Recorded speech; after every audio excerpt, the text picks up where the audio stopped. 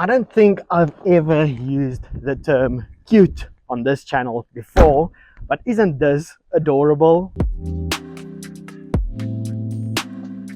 Now don't be fooled by the size of this 1960s British sports car, because small means lightweight and lightweight equals more fast. So weighing only 711 kilograms and powered by a 6000 RPM revving 4-cylinder, this is the perfect recipe for a nippy sports car back in the day. And what am I doing with a Triumph Spitfire? Well, it should be obvious by now, but this thing desperately needs a new exhaust.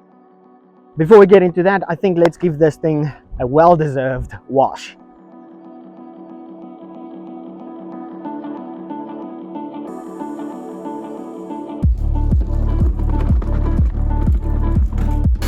Now, I can't be the only one that feels this way, but washing a car, especially something like this, has to be one of the most satisfying things to do. Well, that is if the wind doesn't knock my camera off the tripod. But anyway, this little car is really special and has a few quirks and features that you don't see every day. And by giving it a good wash and spending some more time around it, I could get to know all these little quirks and features.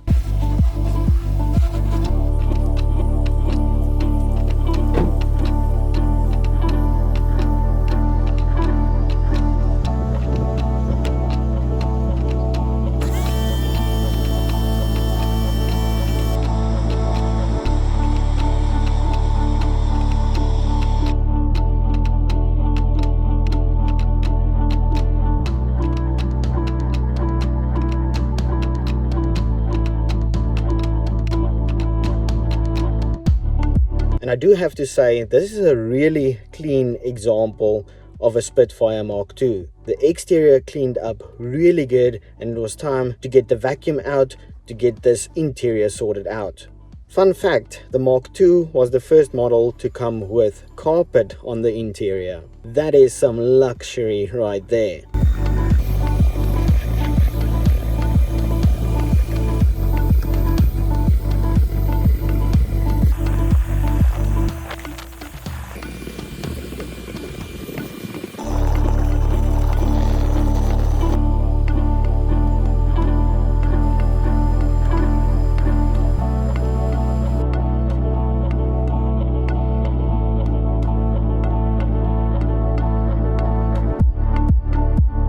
Definitely a day well spent cleaning up this Triumph Spitfire.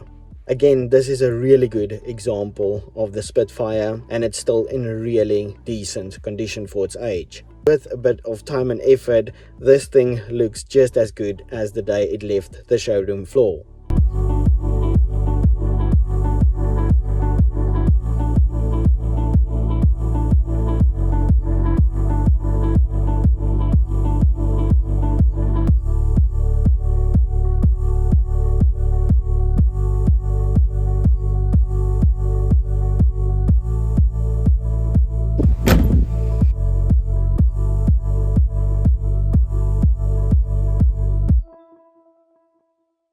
Early the next morning,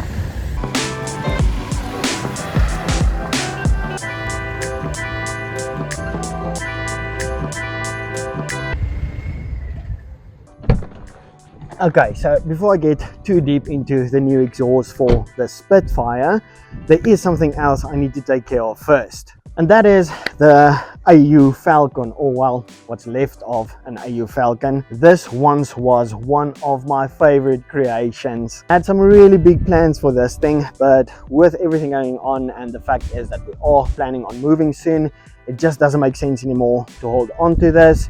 But look, the beating heart of this thing will live on in the Project C400, and all the plans I have for that will continue. But as for this, unfortunately, we need to say goodbye.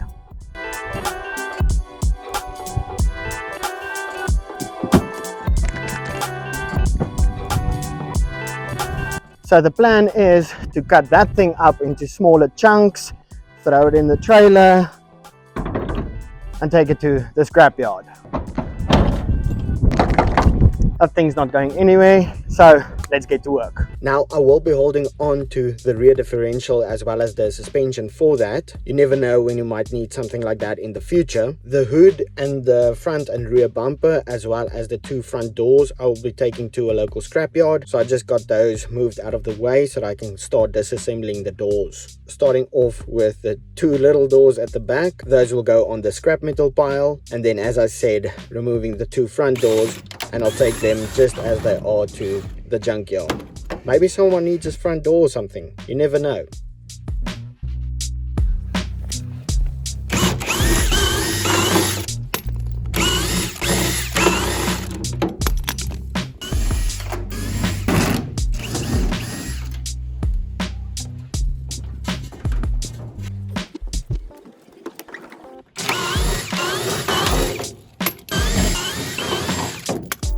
Next up, I had to lift up the car to get to the bolts for this piece of subframe left over. It's just a big piece of aluminium, so I had to get that out of there.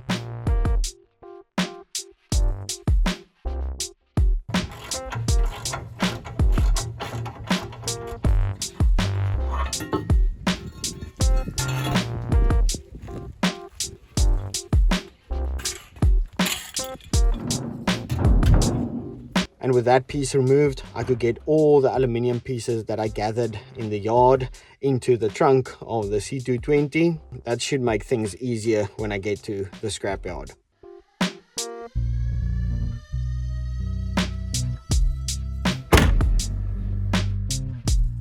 Next was figuring out how I'm going to get this windshield out. So I've seen in a couple of videos how they remove windshields from cars. So using a few pieces of steel and a cable laying around, I made my own tool to remove this windshield.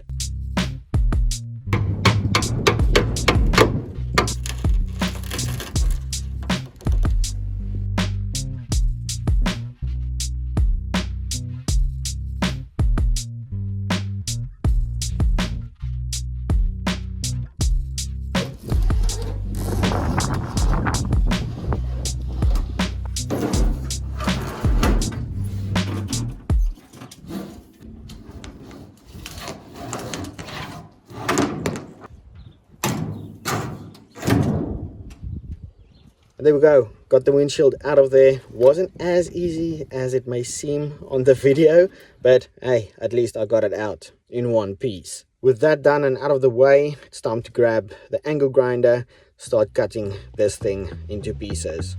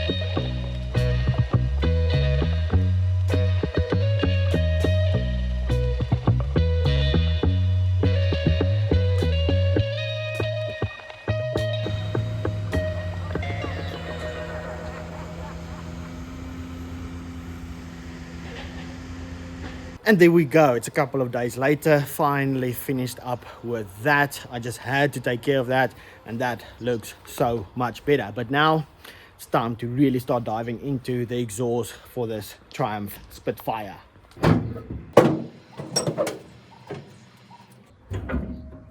Isn't that just so cool?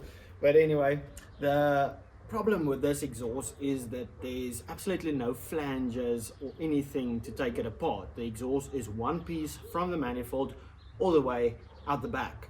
My plan is to remove everything over here, the air cleaner, the two carbs, and then unbolt everything from the engine to hopefully drop it down a bit so that I can get in there with a grinder to cut like right after the manifold, cut the exhaust there, and then get the manifold out so that I can weld it in the workshop and then get the rest of the exhaust off as well. I have no idea how this is going to go, but I have no other choice. So let's just get into it, get started, see what we can figure out.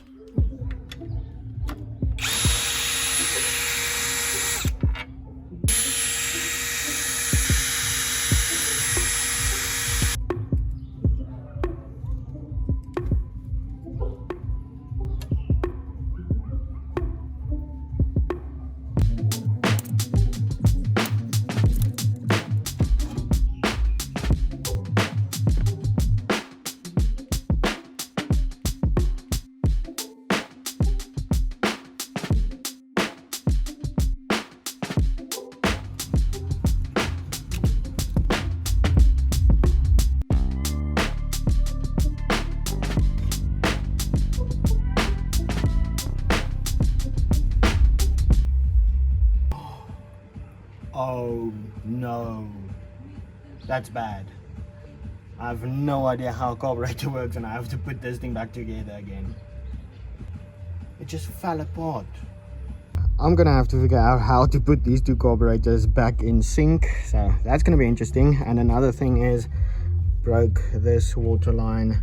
It's just rusted to bits, so you're gonna have to fix that. But let's get this intake manifold off. It's all held together with about 8 bolts, so that'll come off with the exhaust manifold. So let's do that.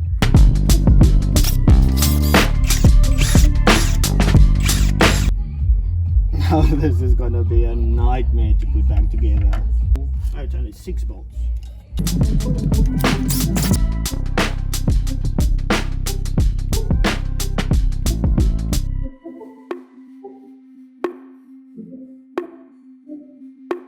Once things are going smooth, but got all that out of the way, I'm gonna have to figure out how I'm gonna get those carburetors back, as well as how to fix that coolant line. But I was able to move the manifold down a bit, and I was also able to save this gasket. Now when you look below the car, the exhaust did come down just a bit, but I think I'm gonna loosen up the mounts or the hangers at the back, hopefully to make some more space once I lower it at the back, and then I should be able to get in there with the angle grinder.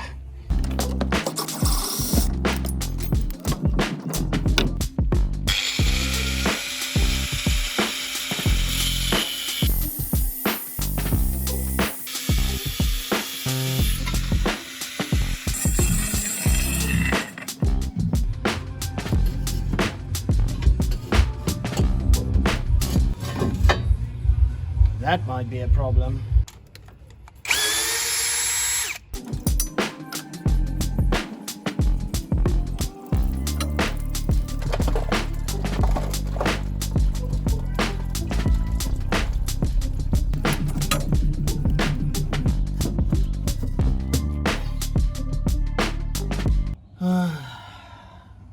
So close.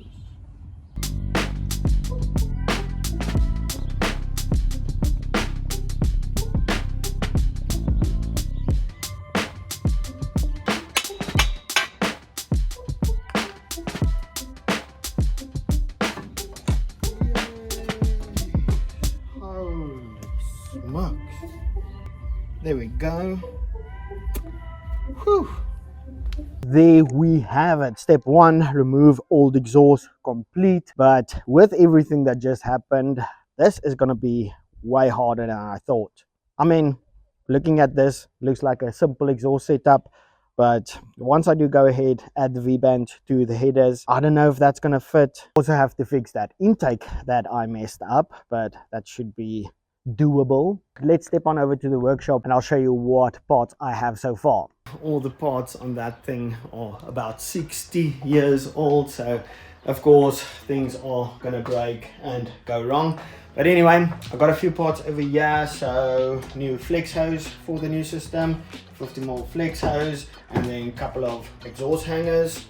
Nice and simple. A 50mm V-band flange to add to the system. Then I have one 1.5 meter length of 50mm stainless. Dropped off the other piece at a laser cutting shop, so they'll be cutting some pie cuts for me. That should save a lot of time. And then I have a piece of 89 that I'll be building a new muffler with. I'm really excited about that. And then also just a piece of stainless steel plate that I'll make some block of plates for the muffler. But I'll show you exactly how I do that in the next video. And then yeah, that's not for the Spitfire, I wish. But for now, that's gonna be it for this video. I did get a lot of things done that I had to do, and still waiting on a few parts for the Spitfire exhaust. So next week we'll jump back onto it. Hopefully we can finish up the exhaust and get it to fire up for the first time with the new system. I'm really excited about that muffler, so can't wait to hear this thing. I hope you guys are just as excited as I am. And then I hope you enjoyed this video. If you did, please give it a like, and then we'll see you in the next one. Peace.